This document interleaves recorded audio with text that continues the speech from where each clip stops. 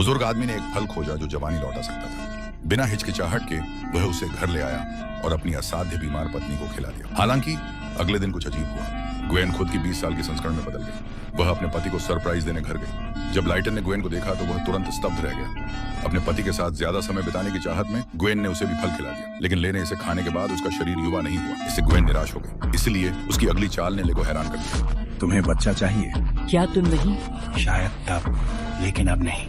उसने ले को किस करने की कोशिश की, लेकिन उसने इनकार कर दिया। इससे ग्वेन को एहसास हुआ कि उसके पति का शरीर कमजोर हो रहा है। वह गुस्से में सड़क पर चली गई, लेकिन अप्रत्याशित रूप से अपने पहले प्यार से टकरा गई।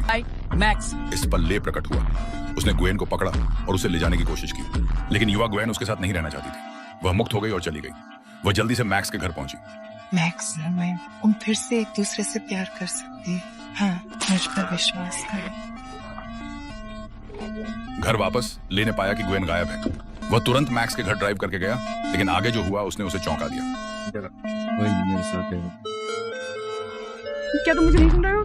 मैं इसे समझा नहीं सकता, लेकिन तुम्हें जाना होगा। मुझे बस तुम्हारी जरूरत है। अब मैं नहीं हूँ। ले निराश होकर जगह छोड़ गया। हालांकि जब वह घर लौटा तो उसे आश्चर्य हुआ कि कुत्ता बूढ़ा हो गया था। बूढ़ा कुत्ता गलती से एक दिन पहले फल खा गया था और पिल्ला बन गया था, लेकिन अब वह अपनी मूल स्थिति में लौट आया है। इससे ले को एहसास हुआ कि फल द्वारा लाई गई जवानी केवल अस्थायी थी और ग्वेन का मैक्स के साथ रिश्ता भी ज्यादा नहीं चलेगा।